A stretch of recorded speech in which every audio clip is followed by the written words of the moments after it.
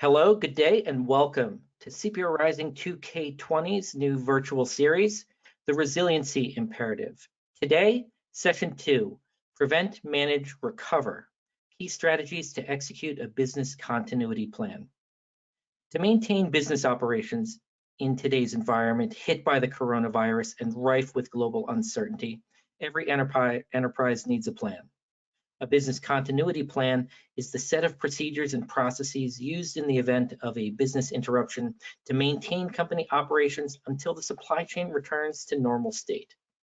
Now, with almost 40 years as an executive at P&G, Larry Williams has spent his career transforming the people, processes, and solutions needed to drive a best-in-class P2P operation within a shared services environment.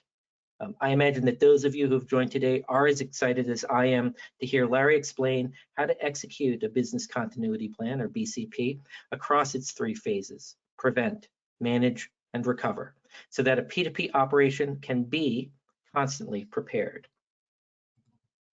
So I'm going to be today's moderator, and for those of you that don't know me, I'm the founder and chief research officer of Ardent Partners.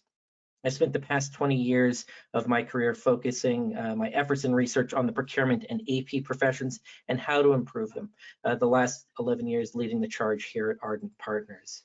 Sort of a high level, very straightforward, agenda today. Introduction, going to talk a little bit about the resiliency imperative in a bigger context, and then, hand the floor over to Larry, who's going to talk about the key strategies needed to execute a BCP. We will be taking questions, so post those. We'll try to take the questions, in stride today. We like to keep things as interactive as possible. And if you don't have questions till the end, we'll save some time there too. Now, Ardent Partners, right? So Ardent Partners has been delivering research with results for 11 years now, and in that decade plus, we've been pretty busy, right? So this is actually our 301st webinar. We've published extensively across all topics focused on procurement, AP, supply management, the future of work. Are among our top and key passions. Want to thank you if you are part of those numbers, and if you're not, or if you're new to the Ardent Partners community, maybe the first stop, we'd invite you to visit our CPO Rising website, which is both our flagship website, but also the most trafficked site globally that's focused on procurement. Now, Ardent Partners does a bunch of different things, but primary among those is that we publish research, right? So, we publish research to help organizations make smarter technology investment decisions. We publish research to help companies execute smarter strategies that help them improve performance, and then benchmark that performance against the best in class in the industry. And then we also make presentations and publish research that focuses on the latest trends in the overall direction of our industry. Now, what you're joining today is the second session in our the Resiliency Imperative virtual series, and from a starting standpoint, right, we have just an amazing lineup of CPOs and procurement and supply chain and other business experts who are going to be leading discussions. We have more than a dozen scheduled, and we plan to keep adding new sessions each week, right? So visit virtual.cporising.com for regular updates and to access these great sessions. The near-term agenda, right? Coming up early next week, we're going to be rethinking the global supply chain with a legendary chief procurement officer. We're going to be trying to cover the topics that we think supply management professionals, are going to find most useful in today's environment. I mean, clearly, things are very different now than when they were just a couple of weeks ago. And as we continue to proceed forward, what we're trying to do is provide sessions that are informative and helpful. And these sessions are going to ultimately culminate on May 7th with our virtual summit. So join us on May 7th. Registration information and more information about all of this is at virtual.cporising.com. And then, as I think about, well, what are we trying to accomplish today and over the next 6 weeks? right? We want the members of our global community, and it's a large and vibrant community, to come through this series with some new strategies, right? Some strategies that are going to help bolster resiliency, make an impact on your procurement, and it really should say procurement, AP, HR, contingent workforce management operations right now, and then to position your team for success when the recovery inevitably starts. And so, thanks for your time today, and for those of you listening in, we appreciate it. So let's get started, right? So why resiliency? And talk a little bit bigger picture about where we are today, right? So if I were to go back, we've been talking about the importance of procurement agility. We've been talking about the importance of P2P agility, supply management agility, business agility, really across all operations, right? Developing an agile workforce. We've been doing that since, probably since 2012 is when we really started to hone in on agility. By the time we got to 2015, I had written in one of my state of procurement reports that agility will be the defining characteristic of the best-in-class P2P procurement, AP, supply management operations in the future. And the future is here now, right? I mean, resiliency and agility are two sides of the same coin, right? And as we think about how organizations are responding today, much of their ability to respond is based upon the work and the foundations that they've laid over the past couple of years to become more nimble, to become more adept at responding to a change and shift in business direction coming from the leadership of your organizations, to be able to respond adeptly to changes in the market, and that's what we're dealing with today, right? And so, resiliency, right, is sort of the ability to respond and react to a crisis situation, and as we think about resiliency, and thinking about where we are today. So what's important, right? So linking, agility to resiliency, those capabilities, for resiliency, right, you need to have the ability to respond and react, and to respond and react in a way that's appropriate to the situation. As you go through that phase, you need to be thinking about how do you adapt to the current situation. And then as you adapt to the current situation, you have to start thinking about, what happens next, right? How do you reorganize what it is that you're doing? And this is sort of a broad picture, right? This is, this cuts across, the pillars of your organization, the people and the talent, the processes and the operations, the systems and the technology that you use. And by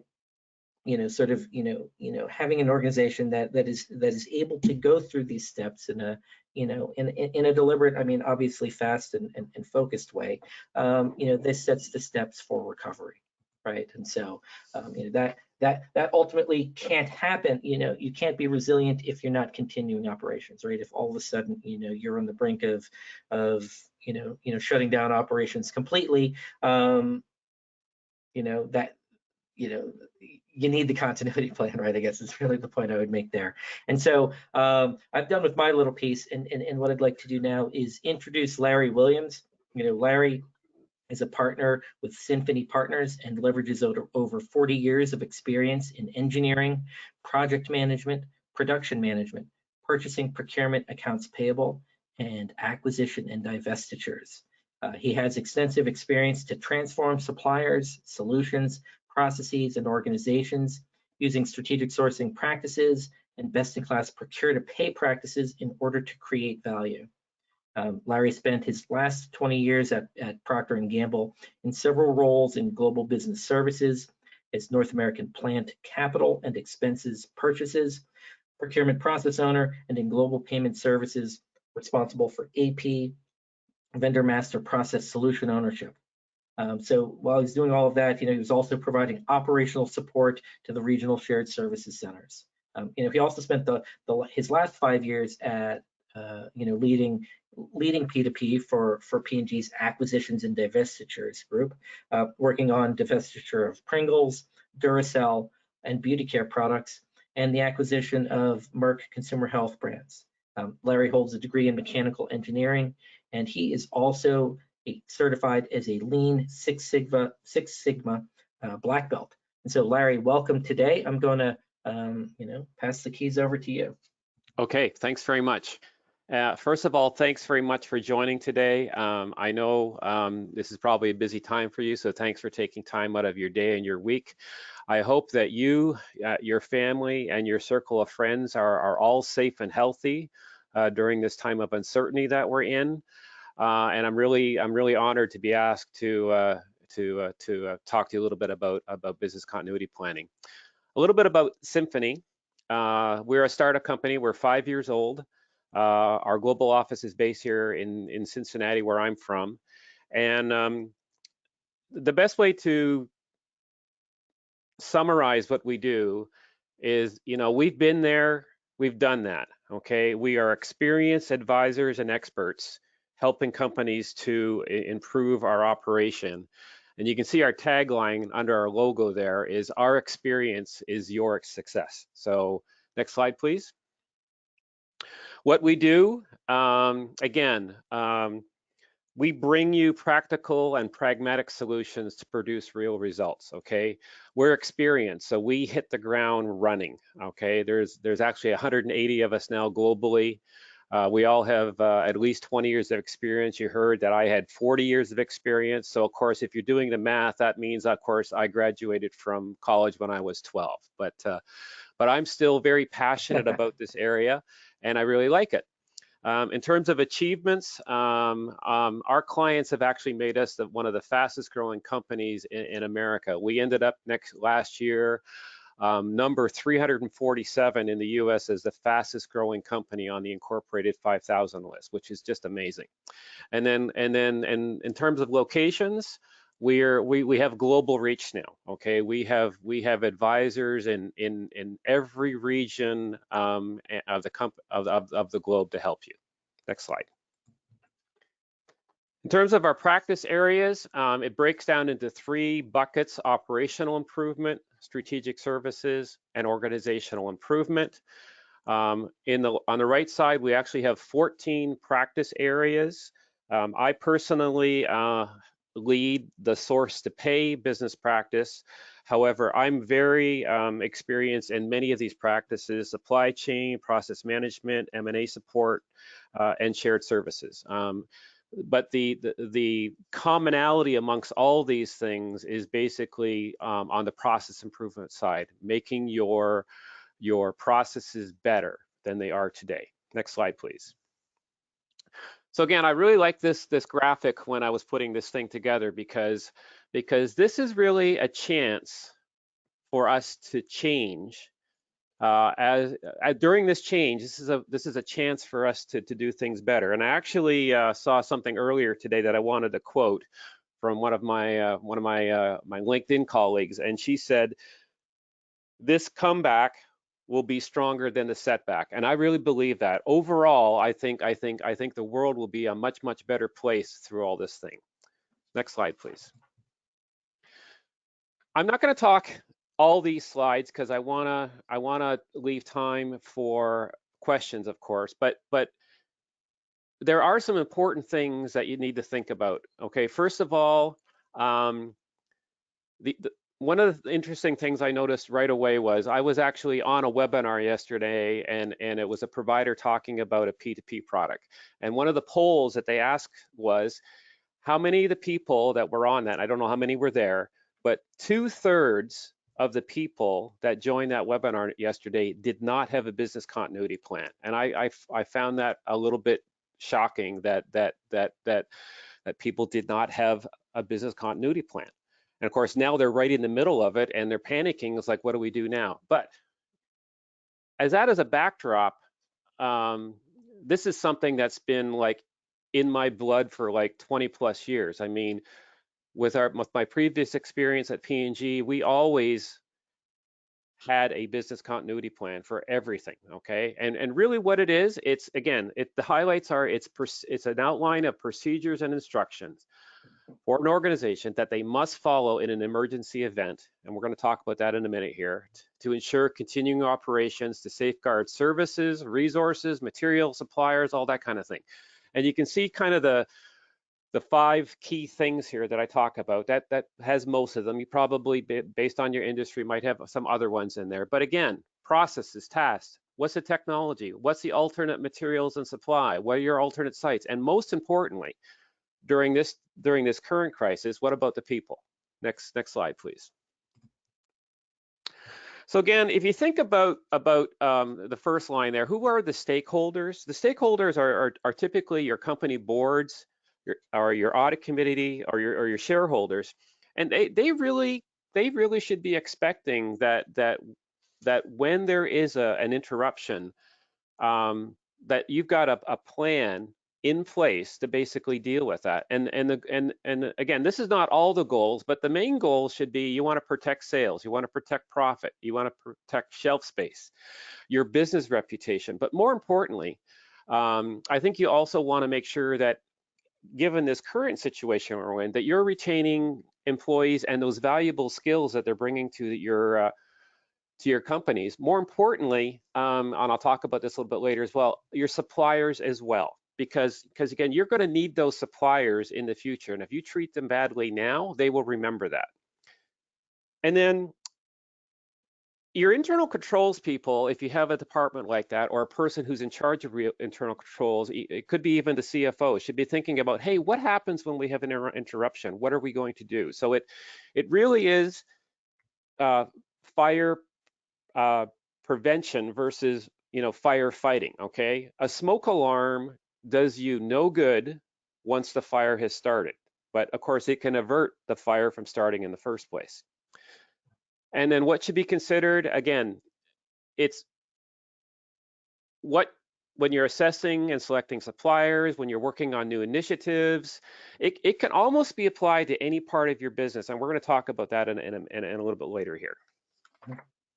Next slide. Yeah. So Larry, actually, I have a question for you here, right? So, so as you know, right? So we've done, an extraordinary amount of market research over the years, and even at my time prior to Ardent Partners, and I sort of look at, BCP, somewhat, never really, ask specific questions about BCP per se, but always ask questions about supply risk and what the intentions were, and where it was prioritized. And I think that the reality is that so many P2P organizations are still struggling with sort of the basic sort of line item operations, that things like supply risk were not something that they could reasonably consider in the immediate term, right? I think because we would come back year over year and say, well, how many of you have prioritized supply risk in the next 12 to 24 months? And then we would look at, well, we'd ask the same, how many of you have a supply risk management program in place? And the numbers wouldn't align with the aspirations, I guess. And so that's more of a general comment, but more specific to BCP and at Procter and Gamble, if the board is sort of looking down and sort of has the expectation that one of these is in place, what function within the enterprise is typically sort of has the ownership of business continuity? Is that something that you see that is centralized, or do you see it as each business process owner is sort of doing something? How do companies typically think about that, and what are your thoughts? Okay, so another way to ask the question is, can a single BCP comprehensively cover every time of event in your company? And the answer is it really depends on your company and the size of your company. So in reference to my P&G experience, we had basically a business continuity plan for each of the major divisions that we had. So for manufacturing, for transportation, for outbound supply, for inbound product supply, for R&D, and then the area that I worked in called Global Business Services. So within GBS, even every major service line had their own BCP. So HR had one, P2P had one, accounting had one, tax would have one. And within GBS, we just didn't produce this thing. We make sure we dusted it off every year, and we'll talk about this a little bit more, and then we actually tested it to make sure that it would work. Right, right. And then so, but who centralized, was that centralized through finance? Was that centralized through ops? It was actually centralized. So in our case, it was actually the internal controls that basically audited to make sure that all those major divisions had it, and then those divisions were responsible for getting it done and doing that work. Right. Okay. Great. Great. Let's move on. Okay. So again, when to use a BCP? This is not a comprehensive list, but it's a pretty good list of all the different kind of disruptions that you could have. And I've specifically focused on supply chain here, but financial. Okay, so like we're still reeling from the fact that China is really the world's factory right now. Okay, and a lot of companies who have manufacturing there are struggling because of the supply. Political, okay, Brexit and some of the tariffs wars have caused some issues, okay. Economic, I know that the oil price right now is hurting my home country, Canada, who's more of a resource-based country, so it's really hurting the exchange rate there. Extreme weather, Hurricane Katrina is a most recent one where that really, for many months, caused a lot of problems there. And another one people don't think about, that but factory fires and explosion, particularly in the automotive industry, are quite common. So if you're in manufacturing, pay close attention to your hot work and welding, as that's typically how a lot of those fires start. Product quality, of course, this is the worst thing that you want. If you have a bad product out there and there's a quality recall, whether it's airbags or cell phones exploding or bad food, that can really hurt your company, and you may never recover from that. And then cybercrime. Cybercrime, you know, I could talk the rest of the afternoon on cybercrime. It is very much on the increase, and it's not going away. So you really need to think about, your IT people really need to think about what is our BCP when we do that. Industrial, strikes in transportation. I remember years and years ago, I can't remember the company, but their entire C-suite basically went down in an airplane crash, unfortunately. You know, so what was the BCP if that happens, or shouldn't they even be traveling together at all? So that's another example. And then of course, more predominantly to the topic at hand, present day, is the fact that we're in the middle of a crisis and how to do that. And again, if you see the line on the bottom there, it says that global supply chain risk basically increased 36% in 2018. So these are not going away. We're probably going to see more of these disruptive supply chain events. It's not going to go down. It's going to continue to go up. Next slide. So Larry, actually first a comment, then a question, or actually maybe two comments. So the first is that right, we absolutely agree that cybercrime and cyber threats, you know, are a huge issue for enterprises everywhere, you know, and probably even now more heightened with you know, dealing with for many businesses a newly remote workforce. And so we'll make the plug here that next Thursday at 11, we're bringing Dr. Marcus Rogers in from Purdue University, global expert, to focus very specifically on that topic. Second topic, or second comment, would be that, you know, we agree here with what Resilink has seen and had published a you know, a research alert earlier this year that we felt that you know, global supply chain risk was at a 20-year high, if not an all-time high. But now, my last question, so now a question for you, Larry. So my last question was about sort of, you know, the existence of BCPs and within different business units or functions, right? You know, given all of the different types of disruptions, you know, is it your experience that a single BCP, you know, comprehensively covers each type of event, or are there, you know, do you recommend having a plan tailored to different scenarios? What are your thoughts here? I would say you really want to have it for different scenarios.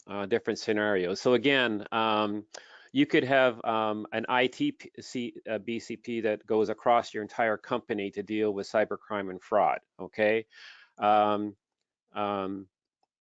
However, a shared service center, for example, may only need an extreme weather or type BCP, with the fact that, for example, if a shared service center had a flood or a fire or a power cut, could we easily move that work to someplace else? So the answer is, you could probably have a overarching one that addresses all the different ones, but it depends on what work is being done and where it's being done, and because again, a shared service center wouldn't worry about a product or a quality issue or a safety issue. So that's the answer. Right. So it's putting it in the context of the business that they manage, and then trying to come up with different scenarios. And I'm sure that there's some level of duplication that can be sort of brought into several of the different scenarios, right? So Yeah. you've got the disruption now, it's health based, but if it was financial based, Yeah. in China, it's still sort of the same type of scenario. But that's great. Yeah. Yeah, I'm often accused of saying, Larry, you always answer the question the same way, but I always do this. I said it really does depend on the situation, and it's my kind of backup answer, but it really does depend on your situation and where you're landing in here to answer that question. Got it. Great. All right. So again, I won't go through all of this, but I thought specifically, given the fact we're during a COVID type 19 event now, just some ideas to get you thinking about what you should be thinking about as we're right in the middle of this right now. And again, for me, whether it's my P&G alumni family or my current Symphony family, it's all about the safety of our people first. That's predominant. Okay, we've made a choice to start off every business meeting with spending a few minutes to make sure that all our people are safe and healthy, and more importantly, then how can we help? Okay, and then we really want to make sure that we can protect the future of our people. Okay, hopefully you can do the same in your companies. Again, not every industry is able to do that, but where you can, absolutely. Okay. Customer behavior, we know changes fast. I mean, this whole thing about toilet paper is great for P&G, but it's really causing the retailers some major headaches right now. Supply shocks. Okay. Some companies have taken a different point of view in this. I've talked to companies saying, Larry, we're building inventory because we know coming out of the other end of this, we're going to have to be ready, where other companies have said, we can't afford to build inventory, but they could in fact end up losing business if they don't have product to put on the shelves at the other end of this thing. Again, facility closures. Okay, you've had to maybe shut down a facility here. Short term, can you direct that facility somewhere else, that work somewhere else? I mean, China is going to come out of this before us. Could you consider moving some production to China for a quarter before bringing it back here? That might be a possibility. Okay. Shared service centers. Again, we've seen a lot of great examples of decentralization. For example, I'm working on a project right now, and we were supposed to have people all over the ground this week, boots on the ground to support a big cutover. And 3 weeks ago, we decided to move that all remote. And we did it in a heartbeat because we know how to do that work. Okay. Remote working, of course, for a lot of people, that's a new thing. For some people like myself, I mean, that's how I work. So it was easy. What's the ecosystem support? Okay. My family have decided that at least 2 or 3 times a week, we're going to order food from our local restaurants that we would normally go to because they need that help now in order to keep in business. And then lastly, what are those new business continuity challenges that you haven't thought about before? Okay, because I mean, who would have thought that we would have been faced with this type of event going forward right now? Certainly very few. Right.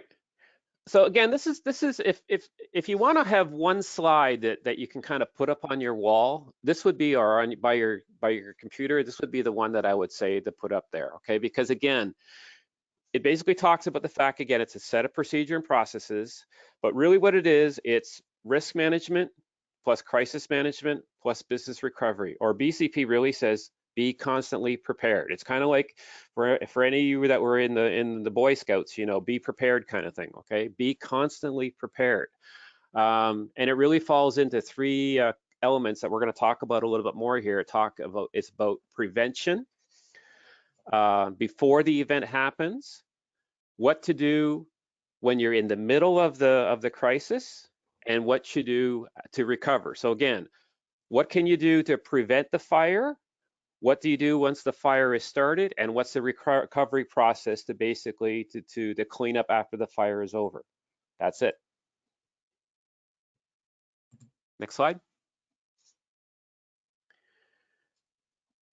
Should be coming across. A little bit of a delay. Yep, there it is. Okay, so this digs a little bit different, a little bit into. So we're all in the middle of this crisis now. Okay, so what do we do? So you might be in the manage. Well, we're all probably in the managing area right now. However, it's okay to go back and say, hey, I don't have a BCP. I'm in the middle of this thing, but take a little bit of time just to say, okay, I haven't been able to, the fire has started, but at the same time, I can think about the health and safety of my workforce. I can think about what happens over the next couple of weeks, and I can start. I even right now, people can start thinking about doing things differently than they've done 4 weeks ago, and doing differently things maybe 2 months from now, because it's a good exercise to go through. But we're probably all in the middle of it right now. So what's the economic impact? What's going to happen for the next 30 to 60 days to manage this thing?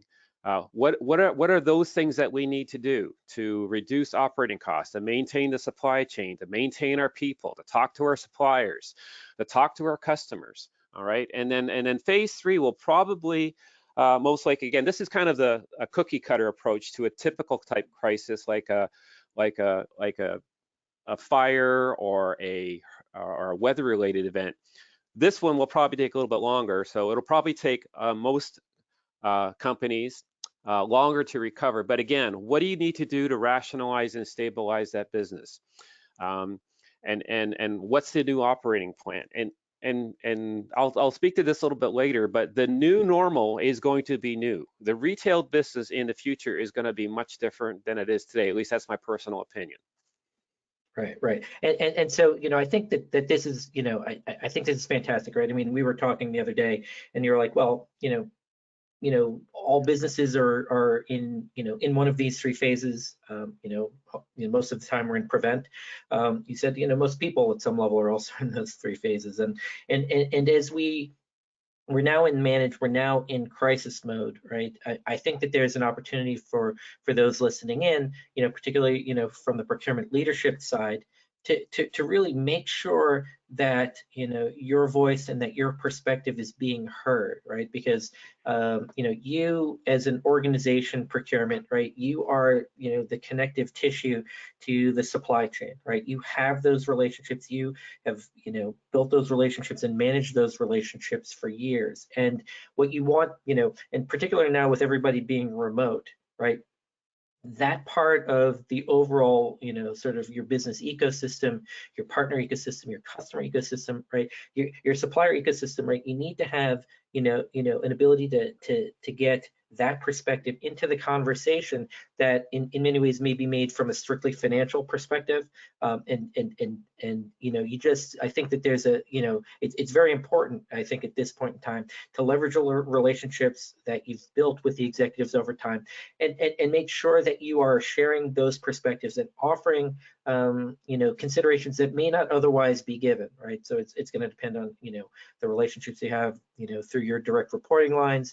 But, you know, again, you know, I think that, you know, now is not the time to sit on our hands and sit on the sidelines. You know, as separated as we all feel today, you know, I think that, you know, it's a worthwhile investment of time and resources to do the outreach, to get a better sense of what's happening, you know, not just within your teams, but within the relationships that you have with your key strategic suppliers. And, you know, so Lara, you mentioned, right, so we're all probably in this manage phase, and, you know, it's, you know, it's hard to really understand timelines of what's going to happen next. But maybe talk a little bit about the transition from manage to recover, and at what points do you think are there signposts? Are there things that help companies figure out that we are sort of coming through through phase 2 and into phase 3, and how do you think about those transitions?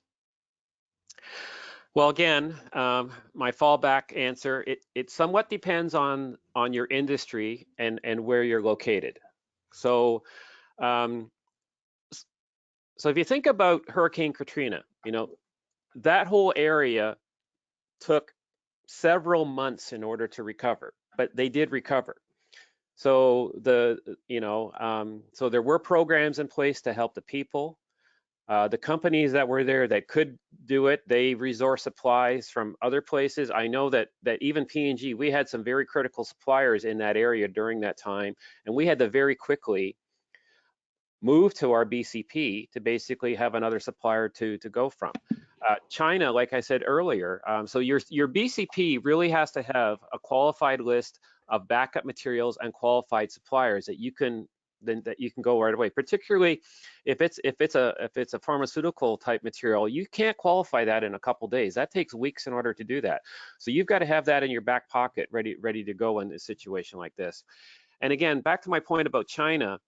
Again, I call it the manufacturing plant of the world. It's going to recover earlier than North America will. So, companies may decide to source there for 60, 90, 120 days until they get things back on their feet here. And let's hope that both those governments, again, this is a little bit me of being personal, I'm sorry, but let's hope both those governments basically don't get into further tariff wars here, because that's only going to hurt the economy, not help it. So great. Right. So this components of the BCP, this is very similar to the very first slide that we looked at. Basically, you want to look in a typical type of interruption. You would think about systems first, then people, then facilities, and then processes and tasks and functions. But in this current situation that we're in, I would flip 1 and 2, and hopefully almost everybody I've spoke to, clients, friends, customers, whatever, they've really put the people first, which is great. So again, a nice little other reference point for you to think about. This is the order that you kind of do things in when you're in the middle of it. Right. And I think in a couple of the conversations that I've had, right. So I, like you, Larry, have had the work from anywhere capability and mindset, really, since I got into this space more than 20 years ago. And so, the disruption has been significant, I think, for Ardent partners, but to a much lesser degree than some of the other, larger organizations. Right? I was talking to the CPO or actually technically the number 2 at a Fortune 20 company 2 Fridays ago, and we were talking about a plan that we had to do something else, and she commented to me that this was something that was entirely new for the majority of her team, working from home, right? And so I'm struck by that. I think it's very astute here that the people part of this is probably should be the priority for most listening in. Because the reality is that a good part of the corporate world is staffed by people who are commuting into their offices and working on their desktops, not even laptops, and this is a very new world for those resources and for that talent. And to plug the series again, we've got a couple sessions coming up with one of our VPs of research, Chris Dwyer, who focuses on the agile workforce and contingent workforce management, to really talk about the strategies of managing your talent through a phase like this. But I love the components here and how they've been laid out. Right. So this next one, again, if you weren't in the middle of a crisis, you would be thinking about these are the steps, okay? And again, even though you're in the middle of it, you can still take some time to do this, but they're pretty straightforward, okay? Again, what are the critical services and materials that you have to maintain during that business interruption, okay? What is the number of days that you can have a business interruption before you have to basically put it into place? Is it a week? Is it 2 weeks? Is it a month? Okay. You know, what's the supply risk here? You know, what's the contingency plan? And then most importantly here is whether they're a supplier of goods or services. You know, what are your suppliers' recovery times on this? Because again, our supply chains are so tight now and just in time, and they sing along really well when everything is going well. But when we get an interruption, you know, that can easily throw a wrench into the works very quickly and mess up the whole supply chain. The documentation, again, can't stress this enough. You know, you don't put it in a drawer or in a file and forget about it. This has to be something that has to be updated minimum annually, and it needs to be tested, okay? So if you've got high risks materials or high risk services, you got to have that backup plan to go. When I was working with the shared services centers for AP in P&G, each one of our major shared service centers once every 3 months would take their accounts payable people off-site for the entire day, and they would basically work that day off-site just in case there was an earthquake or a flood or a hurricane or whatever, so we could basically maintain that. So right now, since March 11th, all the shared service centers for P&G have been working from home, and they haven't missed a beat. And then again, what's the contingency plan to review with your product supply leadership? So if you have a single sourced vendor in Louisiana and it gets hit by a hurricane, you know, is leadership going to be willing to substitute a qualified material in behind that in order to shave the shelfscapes? And then lastly, of course, you know, purchasing takes a big role in those critical services and supplies that are needed in the time of a crisis. Yeah, no, this is great. So question for you, right? So, you know, are mature companies including, you know, a BCP submission by their suppliers as part of an annual certification process or as part of the initial sourcing process? You know, what do you do when you have a great supplier, but they lack one of these plans? I mean, did P&G get, you know, consultative, or what level of involvement do you think you should have with your strategic suppliers and your other sort of critical suppliers? Right. So it goes back again to those critical materials and services. So if I wouldn't consider office supplies to be critical, because again, okay, if Office Depot goes down, I can always go to Staples and get it, okay? But a good example right now is pulp cellulose, okay? I mean, the demand for toilet paper is huge right now, so absolutely, we would want to have those pulp cellulose suppliers to have a BCP. So yes, if it was a critical service or material, yes, P&G actually insisted that suppliers have a good BCP. And if they didn't have one, P&G would actually coach them and help them to develop one. And it became part of the standard discussions during contract requirements. So absolutely, you're actually doing yourself a service by enabling your suppliers to have a BCP. No, that's great. That's great, right? And something to think about, right? As we, you know, as we bounce back further from today's setback, right? Is, you know, if you're not doing that as part of your sourcing process, and definitely don't think you need to introduce more complexity to sort of the immediate sourcing that you're going to be doing in you know, sort of the short-term recovery mode, but over the longer term, right? Some new best practices to consider. Great. So again, this talks about more communication now. So again, you're in the middle of the fire. So what's the emergency plan to determine the severity of the situation, to determine the appropriate ways to move forward, and most importantly, what the communication looks like there in terms of who are the responsible party, who are the impacted parties, and who are the parties that you need to inform. Okay, typically, you know, depending on what it is, but HR takes a very large part of this. But again, depending on what division is affected and what the business interruption is, you can still follow the same emergency plan. And it's not too late. So people are saying like, well, Larry, you know, this is all great, but you know, I needed to hear this 3 months ago. It's not too late, guys, because you can still create a team. You can still have a spokesperson. You can still identify those catalysts that'll make things worse. You can still have a remote command center. You should very easily know who your stakeholders are. And come up with your key messages. I mean, I've been impressed just how many COVID-19 messages I've been getting from my own personal suppliers, like the utilities company and the banks and stuff like that. And again, you know, setting up a protocol. But again, back to what I said yesterday, or earlier, that when I was at this webinar yesterday, 2/3 of the people that were polled, I don't know how many people were on the call, but 2/3 did not have a BCP. That's okay. You can still jump in and pick out these major things and start working on a BCP right now. Okay, we're getting toward the home stretch here.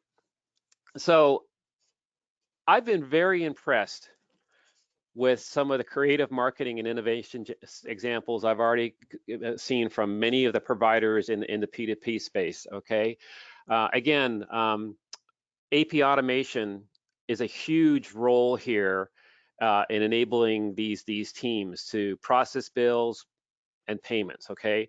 So this is a great opportunity, and I'm seeing this, that providers are stepping up to companies to say, let us help you move from check to electronic payments or virtual card. We'll give you 2 months free. We'll double the rate, the rate that you get as a rebate. Okay.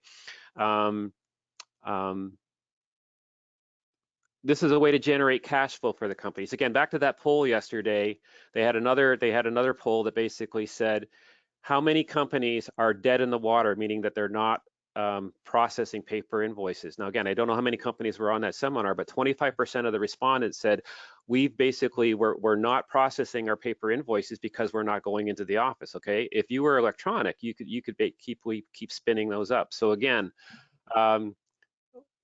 great opportunities to enable the AP automation in the entire P2P cycle right now. That's going to generate cash flow. They'll support you along the way. There's lots of companies like Ardent and Symphony that can provide advice on best practices, because again, you can't eat this elephant all at once right now, but there are some bites that you can take out that are going to help you. And again, this is really going to help you perform those duties in a very rapidly changing environment. So again, companies that were doing this are jumping into this now. They're going to be stronger coming out of it at the other end. Yeah, no, I mean, I would echo your comments here. Bob Cohen on our site Payables Place published something just on Monday that really hit on a similar theme, you know, from the AP perspective, right? You know, experience through the Great Recession, you know, a little bit more than a decade ago.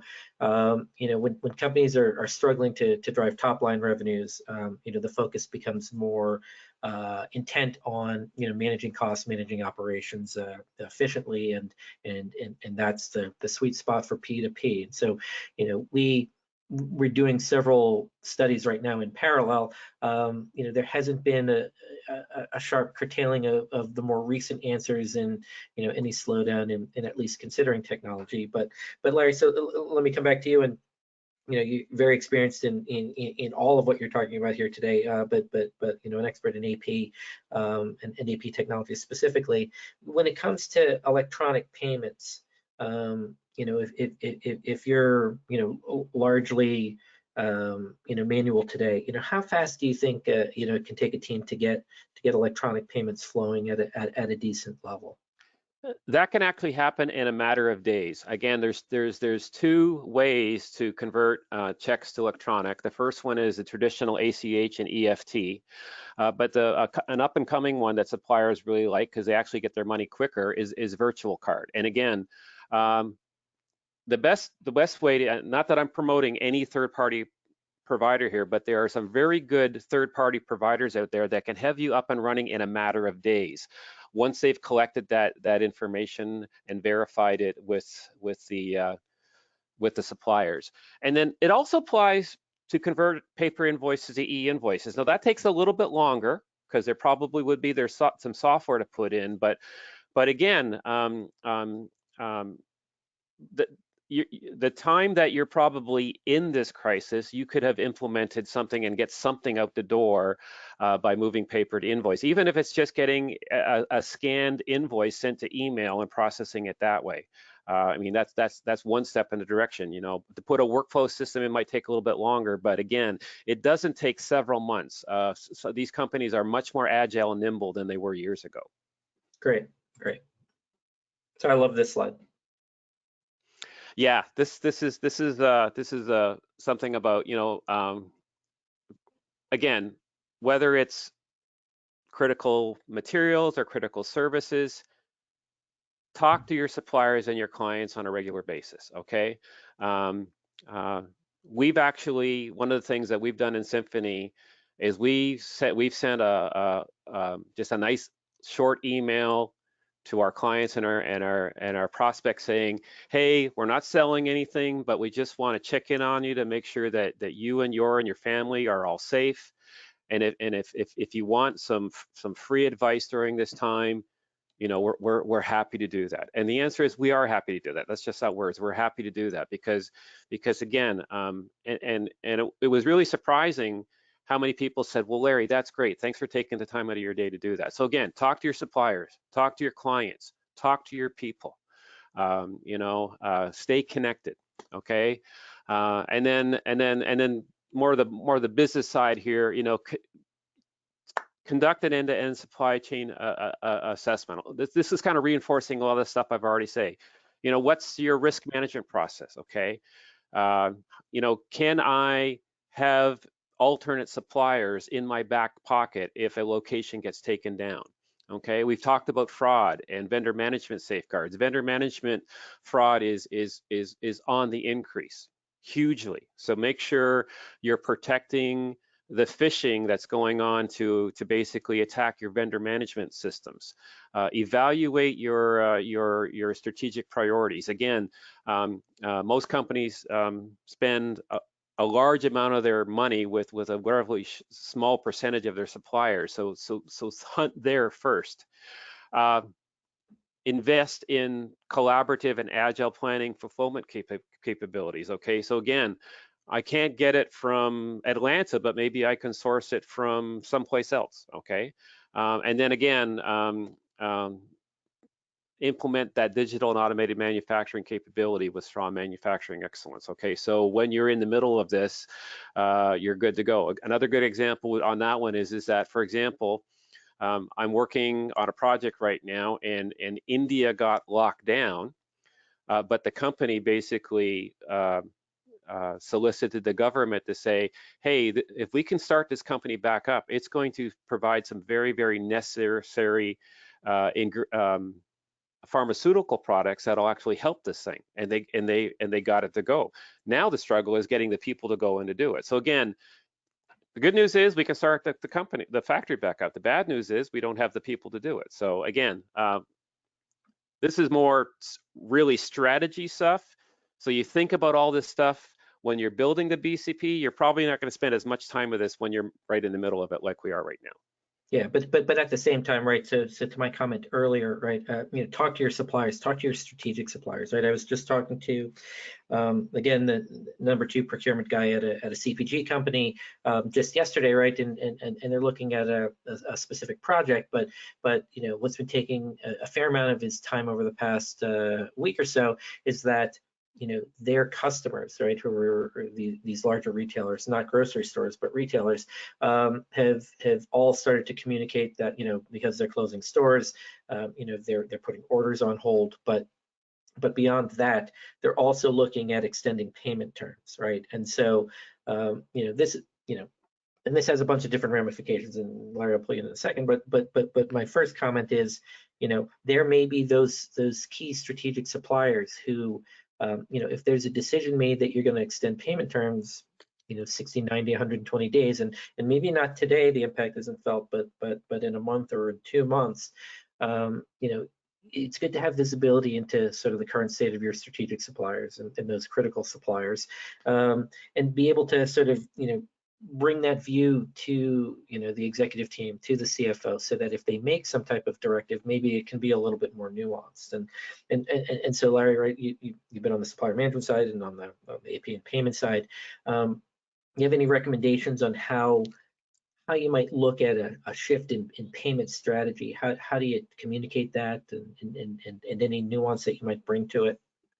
Yeah, another great question. And again, this is my personal opinion, but I think it's the principled the answer. So my personal opinion is it's like retaining your employees and their skills after this whole COVID-19 thing is over. Okay, you need to treat your suppliers and your customers the same way. I mean, you should be providing relief in collecting the money and paying the money versus extending terms. So you should be shortening the terms versus extending them, because customers and suppliers have really good memories, and they're going to remember you once this is all over. They're going to say, yeah, these guys screwed me during that thing. They're going to remember that.